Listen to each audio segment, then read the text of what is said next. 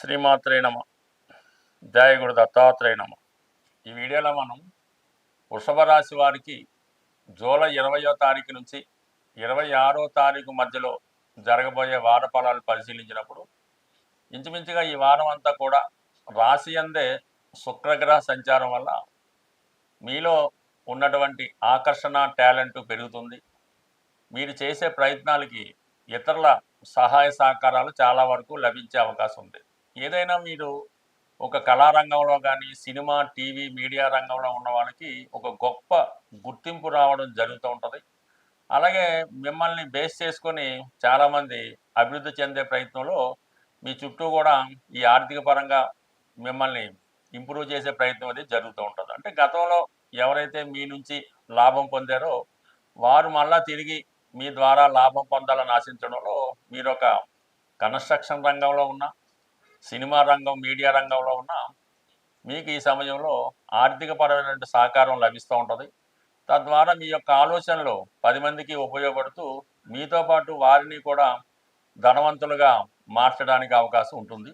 మీరు అటు ఫైనాన్స్ రంగంలో ఉన్న చిట్ ఫండ్ రంగంలో ఉన్న సాఫ్ట్వేర్ రంగంలో ఉన్న ఆటోమొబైల్ రంగంలో ఉన్న ఏదన్నా సరే మీరు ఇప్పుడున్నటువంటి పరిస్థితిని బట్టి మీ వ్యాపారాన్ని ఇంకా అభివృద్ధి చేసుకోవడానికి అవకాశం ఈ సమయంలో లభిస్తుంది. దానికి ఏంటంటే ఇన్వెస్ట్మెంట్ చేసేవాళ్ళు చాలా వరకు మీకు సహకారంగా ఉండే అవకాశం ఉంది. అది ప్రపంచ బ్యాంకులు అవ్వచ్చు, విదేశంలో ఉన్నటువంటి విదేశీ సంస్థలు అవ్వచ్చు, ఏదో విధంగా మీకు సోర్స్ ఆఫ్ ఇన్కమ్ సఫిషియెంట్గా రావడం జరుగుతూ ఉంటుంది. సో అందువల్ల ఏంటంటే మీ యొక్క ఆలోచనలు అమలుపరచడానికి అంటే ప్రతి పరిశ్రమకి ప్రతి పనికి ప్రతి దానికి కూడా కేవలం డబ్బు ఉన్నంత మాత్రం ఎవరు కూడా చేయలేరు. మీ యొక్క ఆలోచన సమర్థత టాలెంట్ ఉంటే మీ దగ్గర ₹1 లేకపోయినా మీరు దాన్ని సాధించి 10 మందికి చూపించే అవకాశం ఉంటుంది. ప్రస్తుతం ఉన్నటువంటి అభివృద్ధి చెందిన ప్రతి వ్యక్తి వెనకాతలా కూడా ఈ విధంగా వాళ్ళు సాధారణ స్థాయి నుంచి ఉన్నత స్థాయిలోకి రావడమే కనబడుతూ ఉంటారు తప్ప ఎక్కువ డబ్బుతో ఇండస్ట్రీకి వచ్చో ఈ సినిమా ఇండస్ట్రీకి వచ్చో సంపాదించిన వాడు అతి కొద్ది మంది మాత్రం కూడా ఉండే అవకాశం లేదు. ఎక్కువ ఒట్టి చేతులతో కేవలం కట్టుబట్టలతో వచ్చిన వాళ్ళే ఈరోజు సినిమా సామ్రాజ్యాన్ని వెళ్ళడం జరుగుతుంటుంది. అటువంటి వారికి మళ్ళా గతంలో ఒక వెలిగి మళ్ళా కొద్దిగా ఇబ్బంది పడుతున్న వాళ్ళకి మళ్ళా వాళ్ళ సమయం స్టార్ట్ అయిందనే చెప్పచ్చు. ఎందుకంటే రేపు నెక్స్ట్ వారం నుంచి శుక్రుడు అంటే మీ రాష్ట్రాధిపతి శుక్రుడు గురుగ్రహంతో కలిసి ఉండడం వల్ల మంచి ఆలోచనలు మంచి ధనం వస్తుంది. కుటుంబ సభ్యుల ప్రోత్సాహం కూడా లభించే అవకాశం ఉంది. కాబట్టి కంపల్సరీగా ఏమాత్రం అవకాశం ఉన్నా మీరు తిరిగి మీ యొక్క అభివృద్ధి పొందడానికి ఇతరుల సహాయం తీసుకొని మళ్ళా ప్రయత్నం చేయండి. అది కేవలం నాట్ ఓన్లీ సినిమా పరిశ్రమే కాదు, అది ఏ రంగంలో ఉన్నా వారి స్థాయిని బట్టి అభివృద్ధి వచ్చే అవకాశం ఉన్నది. తృతీయంలో ఈ రవి ప్లస్ బుధుడు అంటే ఎప్పుడన్నా ఈ వృషభ రాశి వారికి రవి శుక్రులు కలిసినప్పుడు కేవలం బుధాదిత్య యోగమే కాకుండా ఒక నిపుణ యోగమే కాకుండా ఒక ధనయోగం కూడా ఏర్పడుతూ ఉంటుంది. అంటే కేంద్ర కోణాధిపతులు కలియడం వల్ల అంటే ఒక లక్ష్మీనారాయణ యోగం 3వ స్థానంలో ఏర్పడడం వల్ల మీ ప్రయత్నాలకి మీ యొక్క ప్రభుత్వ అధికారులు కానీ ప్రభుత్వ యంత్రాంగం కానీ ఖచ్చితంగా సహాయపడతారు. అలాగే మీకు పబ్లిసిటీ ఎక్కువగా ఉంటుంది. మీరు ఏదన్నా ఒక పని ప్రారంభించినప్పుడు దానికి సంబంధించినటువంటి పబ్లిసిటీ ఎవరూ చేయకుండానే అది అందరికీ తెలియడం వల్ల వారు చక్కగా మిమ్మల్ని ప్రోత్సహించడం జరుగుతూ ఉంటుంది. అందువల్ల ఏంటంటే చక్కగా ఈ సమయంలో మీకు అన్ని విషయాల్లో ఈ బుధాదిత్య యోగం సహకరిస్తుంది. అటు విద్యార్థులకి నిరుద్యోగులకు కూడా ఇది అనుకూలమైనటువంటి స్థితి. సో ఇవన్నీ ఒక విధంగా ఉంటే మరి శని భగవానుడు వక్రగమనంలో ఉండడం వల్ల అంటే శుక్రుడు రాష్ట్రాధిపతి అయినప్పటికి కూడా శని యోగకారకుడు అవుతుంటాడు. వృషభ రాశి వారికి శని ఎంత బలంగా ఉంటే వారి జీవితంలో డెవలప్మెంట్ అంత బాగుంటుంది.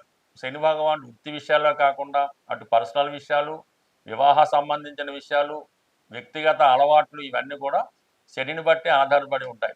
అటువంటి వృషభ రాశి వారికి శని భగవానుడు లాభస్థానంలో వక్రగమనం పొందడం జరిగింది. ఈ కారణం వల్ల అత్యంత బలవంతుడై బాగా అనుభవజ్ఞులైన సహకారం లభిస్తుంది. గతంలో కోల్పోయినటువంటి అవకాశాలు తిరిగి సంపాదించడం ఈ సమయంలో జరిగే అవకాశం ఉంది. కాబట్టి ఆ విధంగా గతంలో మీరు ఏదైనా ప్రయత్నం చేసి వదిలేసి ఉంటే మళ్ళా ప్రయత్నం చేయండి, ఆ ప్రయత్నం నెరవేరే అవకాశం ఉంది. వీటన్నిటికన్నా ఇంకొక మంచి ఫలితం ఏంటంటే వ్యయాధిపతిగా ఉన్నటువంటి కుజుడు చతుర్థ స్థాన సంచారం వల్ల ఈ సమయంలో మీరు స్థిరాస్తులు భూములపై ఉన్నటువంటి సమస్యలను పరిష్కరించుకోవడం కానీ, పాత స్థిరాస్తిని అమ్మి కొత్త చోట స్థిరాస్తి కొనే అవకాశం అది ఉంది. మొత్తం మీద ఏంటంటే భూమికి సంబంధించిన లావాదేవీలు కంప్లీట్ చేసుకుంటారు.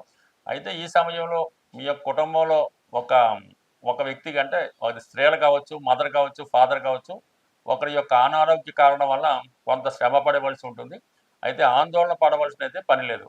మీకు ఈ వారం చివరి వరకు కూడా మీ కుటుంబంలో ఒకరికి ఏదో ఒక తీవ్రమైనటువంటి అస్వస్థత ఏర్పడే అవకాశం ఉంది. వారం చివరిలో అది చాలా వరకు తగ్గిపోయి మళ్ళీ మామూలు స్థితికి వచ్చే అవకాశం ఉంది. కాబట్టి ఈ విషయంలో కొద్దిగా పెద్దగా ఆందోళన పడక్కర్లేదు. బట్ ఏదైనా ఒక లగ్నంలో మనకి గోచారరీత్యా ఒక గ్రహం, శుభగ్రహం రాశి అందు ఉన్నప్పుడు ఖచ్చితంగా జాతకుడికి చెడు ఫలితాలు అయితే జరగవు. ఎప్పుడు కూడా మంచి ఫలితాలే జరుగుతాయి. కాబట్టి మీరు పెద్దగా ఆందోళన పడకుండా ఏదైనా పని ఉన్నప్పుడు దాన్ని పర్ఫెక్ట్గా మీ యొక్క కర్తవ్యాన్ని నిర్వహిస్తే అది 100కి 100 పాళ్ళు మీకు అనుకూలంగానే మారుతుంది. ఈ సమయంలో ప్రతి రాశుల వారికి, ప్రతి లగ్నాల వారికి వివాహ సమస్య, ఆర్థిక సమస్య రెండు ప్రధానంగా వేధించడం జరుగుతూ ఉంది.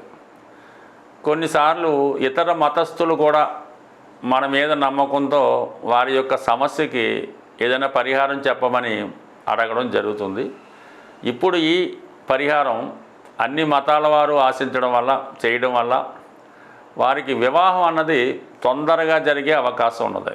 ఈ వివాహం తొందరగా జరగడానికి మీరు పుట్నాల పప్పు, అంటే వేపిన శనగపప్పు, కొబ్బరి కోరు, చాలా మంచిది, ఎక్కడ ఏ విధంగా కూడా అశుచి లేకుండా శుభ్రమైన కొబ్బరి కోరు, శుభ్రమైన పంచదార, ఈ 3 సమాన పాలులో కలిపి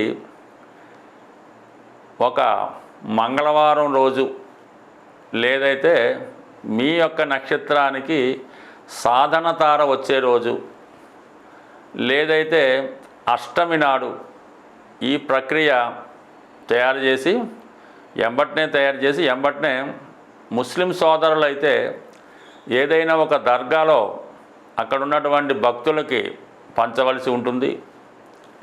అలాగే క్రిస్టియన్ సోదరులు అయితే వారి యొక్క చర్చిలో వారి మతస్థులకో వారి బంధువులకో పంచిపెట్టవలసి ఉంటుంది. హిందువులు కూడా నిరభ్యంతరంగా చేసుకోవచ్చు, ఏం పర్వాలేదు. ఈ ప్రక్రియ చేయడం వల్ల ఎక్కడ ఉన్నా సరే ఈ వివాహం అన్నది తొందరగా జరిగే అవకాశం ఉంది. ఇది కూడా పాటించాలి మనం. ఏదో ఏ రోజు పడితే ఆ రోజు కాకుండా సాధన తార, మంగళవారం, అష్టమి ఇవి తొందరగా ఫలితాన్ని ఇస్తూ ఉంటాయి. మీకు ఆ పనిలో విజయం లభిస్తూ ఉంటుంది అన్నమాట. సో అలాగే ఆర్థికపరమైన సమస్య ఉన్నవాళ్ళు కూడా అటుకులు, అంటే శనగపప్పు అటుకులు పెట్టాలి, బెల్లం, కొబ్బరికూరు, ఈ 3 సాధారణంగా మిక్సర్లా తయారు చేసి ఏదైనా ఒక ఆలయంలో, మన హిందువులైతే ఏ టెంపుల్ అయినా పర్వాలేదు, అయితే తొందరగా ధనాన్ని ఇచ్చే ఆపద్బాంధవుడు వెంకటేశ్వర స్వామి, విష్ణుమూర్తి, సత్యనారాయణ స్వామి టెంపుల్లో పంచిపెట్టడం మంచిది. మిగతా మతస్థులు వారి యొక్క సంస్థల్లో పంచిపెట్టుకోవడం వల్ల కూడా రుణ బాధలు తీరుతాయి. ఈ అటుకుల వల్ల రుణ బాధలు తీరుతాయి. ఇందాక చెప్పిన వివాహ సమస్య సాల్వ్ అవుతుంది. వీటన్నిటికన్నా బెటర్ రెమెడీ ఏంటంటే కోతులకి ఆ సీజన్లో దొరికే ఫలాలు కోతులకి పెట్టడం. అంటే కోతులకి 2-3 కాదు, సుమారు ఒక 40 కేజీలో ఒక 100 ఎన్నో తీసుకెళ్ళి అడవిలో ఉన్నటువంటి కోతువులకు పెట్టవలసి ఉంటుంది. సిటీలో ఉన్న కోతులకైతే లాభం లేదు.